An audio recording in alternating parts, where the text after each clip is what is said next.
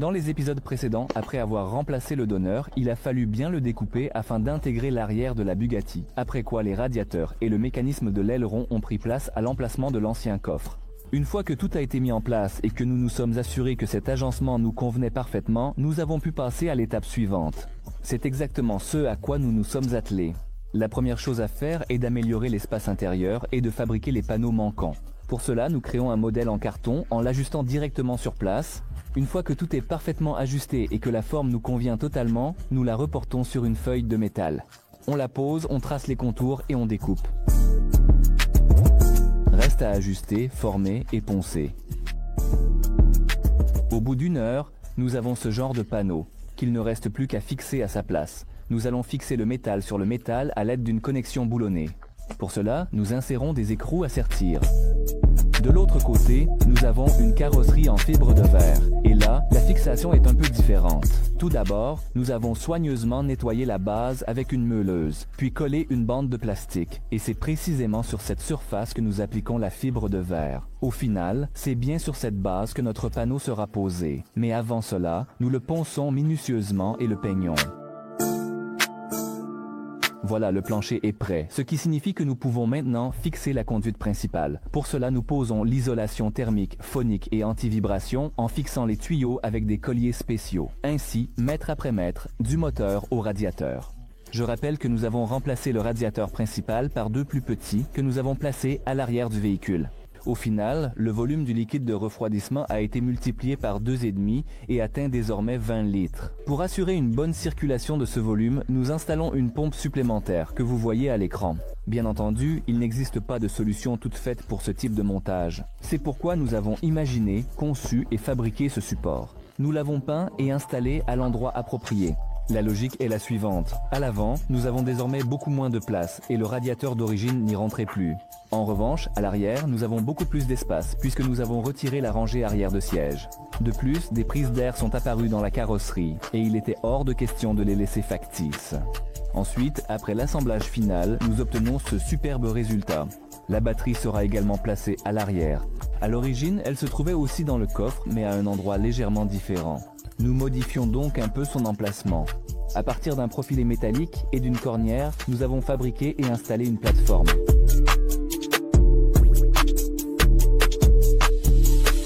Nous sommes dans la dernière ligne droite, mais la construction de la Volgati s'est déjà étalée sur 3 ans. Alors, nous avons reçu un autre gros colis. C'est un kit de suspension pneumatique pour notre Volgati. Contrairement à la Bukhanka, nous n'avons pas assemblé le kit nous-mêmes, mais commandé un kit prêt à l'emploi pour une BMW série 6. Des gars du groupe V-Contact spécialisés dans la suspension pneumatique nous ont aidés. J'espère qu'ils laisseront des liens vers eux là-bas. Maintenant, notre tâche est de déballer ces colis, voir ce qu'il y a dedans et réfléchir à comment et où nous allons installer tout ça. Ceci, apparemment, non. Ce sont des amortisseurs. Ceux-ci seront pour l'arrière, ils sont plus petits, et ceux pour l'avant seront les plus grands. Je vois déjà que les amortisseurs ne sont pas les plus simples. Ils ont un réglage de rigidité. La suspension pneumatique est montée sur un combiné fileté. C'est pratique pour nous car nous ne comprenons pas encore complètement la position de notre carrosserie. Et nous ne le saurons que lorsque la carrosserie sera entièrement assemblée et posée sur les roues et les pneus que nous aurons choisis. C'est pourquoi le fait que la suspension pneumatique soit montée sur des combinés filetés est particulièrement avantageux pour nous. Dans la première grande boîte, il y avait les jambes de force. Tout semble être compatible, tout correspond aux emplacements et fixations d'origine. En principe, nous n'aurons aucune modification à faire. Tout est complet, tous les adaptateurs sont là, tout est dans le kit. Tout est très joli et soigné. C'est posé, c'est posé. Alors, on a aussi entrouvert la deuxième boîte. Ici, nous avons le réservoir. Ah, un joli réservoir en aluminium brossé. Et on n'a pas trop envie de le toucher. Il est tellement beau. On n'a pas encore regardé dans cette boîte, mais je suis presque sûr que c'est le système de commande. Ah non, ce sont des accessoires. Ici, on a un tuyau et là, une boîte lourde. C'est en fait un séparateur d'humidité. On a exactement le même modèle sur la Bukhanka. Oh, et on a même un bloqueur de filetage inclus dans le kit. Alors, ici, on a des raccords de connexion, une soupape de décharge d'urgence, un clapet anti-retour. Et ça, c'est quelque chose de très lourd. Le compresseur. Je pressens que c'est le compresseur. Alors, pour le compresseur, on a son propre tuyau. Ça, c'est probablement les clés pour les combinés filetés. C'est ce que je suppose. Oui, exactement. Ce sont des clés pour serrer ces écrous sur le combiné fileté. c'est la première fois que je vois ce type de clé. J'en ai vu d'autres. Le compresseur, et ça, ce sont les accessoires pour le compresseur. Filtre, raccord, éléments de rechange. Dans cette boîte, nous avons, je suppose, le système de commande de tout ça. On voit tout de suite le manuel d'instruction. Ça a vraiment l'air cher. Voilà, quelle beauté. Notre suspension n'est pas la plus simple. Elle est déjà équipée de capteurs de position de la carrosserie. Voici 4 capteurs. Voici les tringles qui y sont reliés, la télécommande. Et ça, ce sont très probablement les plaques de fixation des capteurs à la carrosserie. On va encore préciser tout ça, s'informer. Je ne connais pas encore tout à fond. Ah, ça s'enlève vraiment comme ça. On va poser ça ici. Alors, ici, on a les fils électriques pour les différents capteurs. Ici, c'est le bloc de valve. Juste ici, lui aussi. Oh, ça a l'air cher et joli. Et il y a aussi des raccords, des filtres pour celui-ci. Ça, je crois que c'est, si je ne me trompe pas, encore une fois, c'est un sifflet pour que la voiture ne relâche pas l'air trop bruyamment. Alors, apparemment, il y a même un 3e étage là-dedans. Eh oui, voilà. Et ici, il y a tout le câblage de puissance pour le compresseur. Là aussi, il y avait des câbles de puissance pour le compo. Eh bien ça, je n'avais encore jamais vu. Vraiment. Un kit de relais complet. Bon, ce sont les spaghettis pour tout brancher et tout relier ensemble. Ça a l'air génial. On va l'installer. Oui, en effet, ça a l'air super, de qualité et fiable. Ce dont nous nous sommes encore une fois assurés pendant l'assemblage. C'est un kit personnalisé qui a été fabriqué spécialement selon nos exigences par les gars de l'atelier Nap-Nevme. Un tel kit peut être commandé pour n'importe quelle voiture avec n'importe quel cahier des charges. Les gars sont vraiment des pros. Je recommande. Lien en description. Pendant ce temps, Kolia a retiré les anciens amortisseurs et s'est attaqué à l'adaptation des nouveaux.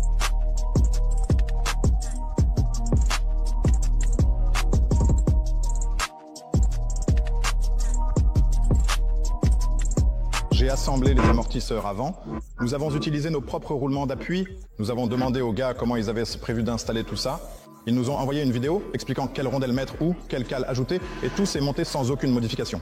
C'est presque inhabituel. Ça commence même à nous inquiéter qu'on n'ait rien à couper, à souder ou à bricoler. On a mesuré le soufflet, il correspond bien en diamètre. C'est comme si tout s'installait vraiment en mode plug and play.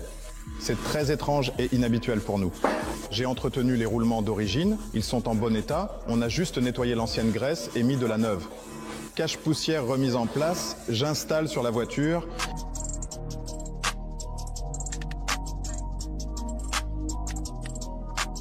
On a monté la jambe de force, tout s'est ajusté, le soufflet s'est mis en place impeccablement. Maintenant, tant que tout est encore démonté ici, je vais probablement réfléchir à l'installation du capteur de position de la carrosserie qui permettra de suivre la position de la voiture. Sur la BMW, les capteurs d'origine sont installés. Peut-être que j'essaierai de tout installer à l'emplacement d'origine, mais pour l'instant, il est clair que la tige est soit trop longue si on la met à l'endroit d'origine, soit que cet emplacement ne nous convient pas vraiment. Maintenant, il faut décider et installer cela de manière à ce que rien ne gêne et qu'il soit possible de tout connecter et installer proprement sans que rien ne se torde ou ne se casse nulle part. Le principe de l'appareil est extrêmement simple. Il est fixé de façon statique sur la carrosserie et c'est ce petit levier qui se déplace grâce à cette tige. C'est-à-dire que si la suspension est en position haute, la voiture comprend que la suspension est relevée, gonflée. Si la voiture s'abaisse, elle le détecte. En fait, ce n'est pas la voiture, mais le bloc de gestion de la suspension pneumatique. C'est pourquoi il faut installer maintenant. Cela se calibre ensuite dans l'application, car il est peu probable que j'arrive à installer tout cela au millimètre près. Je pense que tout cela se calibre dans l'application. La position basse, la position haute. Donc, il faut maintenant réfléchir un peu à la meilleure façon d'installer tout ça correctement. On peut essayer de le placer comme ça, mais alors notre tige sera trop courte. Mais on peut la raccourcir. Nous allons maintenant voir où il serait préférable d'installer tout cela. Après avoir compris comment installer supports et capteurs, passons à l'étape suivante. Installation du réservoir, du compresseur et du bloc de valve. Tout d'abord, nous plaçons la pièce la plus encombrante de notre kit de construction. Heureusement, il reste encore assez de place à l'arrière. Bien sûr, ici non plus, il n'existe pas de solution de fixation toute faite. Elles prennent forme sous vos yeux. Au début, ce n'est qu'un morceau de carton informe et insignifiant, puis un bout de métal sans forme. Et au bout d'une heure, c'est déjà une plateforme tout à fait convenable où sera installé un écrou à sertir. Tout cela sera peint et aura presque l'air d'une pièce d'usine. Exactement selon le même principe, une dizaine d'autres supports, fixations et plateformes sont imaginés. Carton, marqueur, soudure, meuleuse et bien sûr, une petite touche de l'attention de Sania. Au final, ce kit clé en main nous a coûté 240 000 roubles, soit 2600 $. Oui, c'est la suspension la plus chère de toute ma vie. Mais c'est tout de même une nécessité car il n'existe pas de solution standard pour ces tâches. La position finale de la suspension ne sera claire qu'après l'assemblage complet et l'équipement de la voiture. Et la suspension pneumatique permettra d'ajuster la garde au sol au millimètre près, ce qui est extrêmement important pour l'apparence générale de la voiture.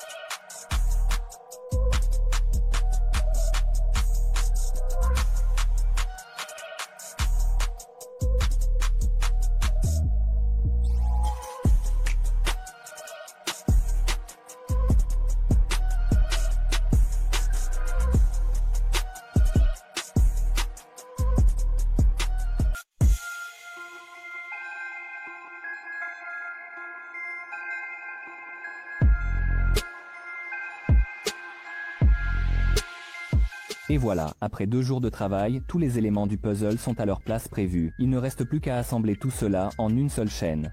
Nous installons le capteur de position à côté des montants. Tout récemment, Kolia a expliqué comment cela fonctionne, donc nous n'allons pas nous répéter.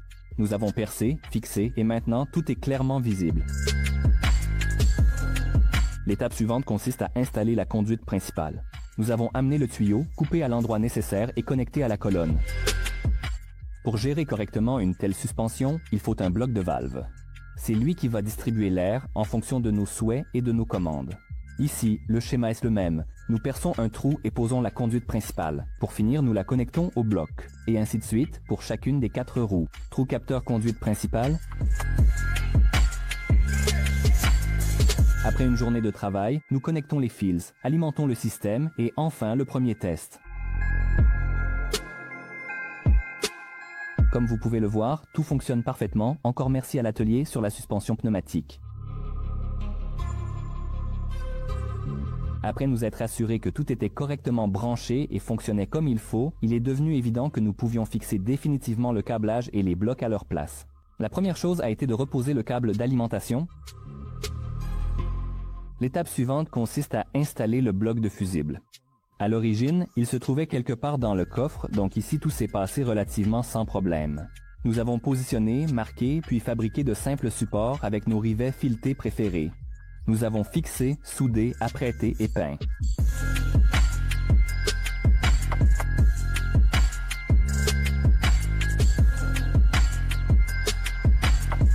Une fois qu'il est devenu parfaitement clair que tout s'intégrait parfaitement et était bien en place, il ne restait plus qu'à ajouter la touche finale. Nous retirons alors le réservoir, marquons soigneusement la surface et gravons à l'aide de notre nouveau jouet.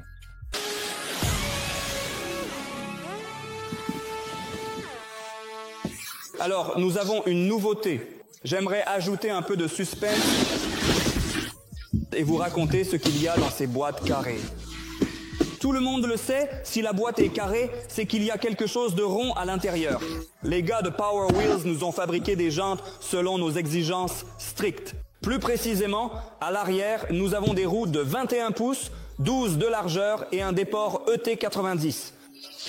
De tels paramètres ne peuvent pas exister en usine, car c'est un custom extrême. Et comme elles sont magnifiques. Ici, nous avons un rebord très large, soigneusement protégé par un vernis en poudre. À l'intérieur, nous avons une brosse. Ce sont d'énormes pots en 2 pièces, même si pour leur taille, ils pèsent très peu, à mon avis. ET. Nous avons un déport de moins 90. Vous imaginez où se trouve le moyeu, c'est-à-dire de tels paramètres ne devraient même pas exister. Dans la nature, c'est tout simplement illégal, c'est une violation de toutes les règles. Nos jantes avant sont un peu plus modestes. Ici, en revanche, le diamètre est de 20 pouces, la jante n'est pas aussi large, et cela reste dans les limites autorisées. Mais tout cela est fait pour que l'ensemble soit très harmonieux visuellement. Les roues arrière sont un peu plus grandes avec une jante très large, les roues avant un peu plus étroites, ce qui nous donne des jantes de largeur différentes, disques à rayons.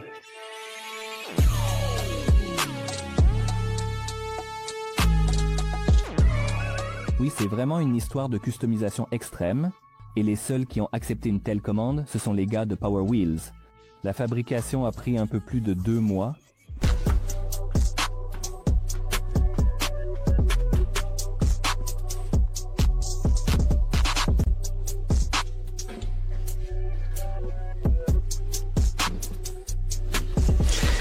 Et voici donc nos pneus été, les tout nouveaux modèles Zanox. À l'avant, nous aurons du 255-35 en 20 pouces et à l'arrière, du 295-30 en 21 pouces. Des pneus encore tout chauds, noirs, tout frais, brillants. Alors, notre puzzle est presque terminé. Nous avons les jantes, nous avons les pneus, il ne reste plus qu'à trouver un bon spécialiste du montage pour assembler ce kit. Alors, on charge tout ça dans la voiture et on part à la recherche d'un tel expert.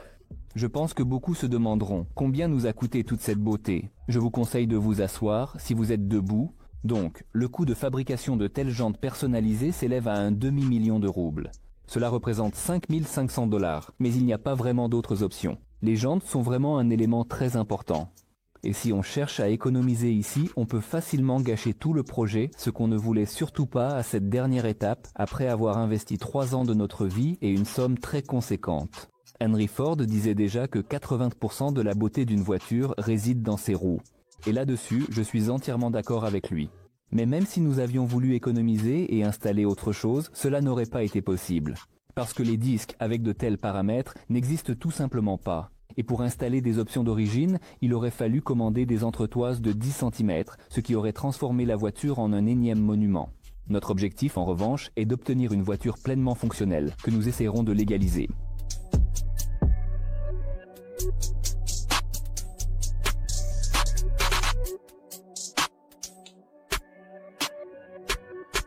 Et maintenant, tout devient visuellement clair. Voici à quoi ressemblent les jantes d'origine. Ils sont cachés quelque part là, au fond de l'arche. Et grâce à la magie de Power Wheels, voici ce que nous obtenons. Nous avons une course de suspension avec une bonne marge et si nécessaire, la voiture peut pratiquement être transformée en crossover.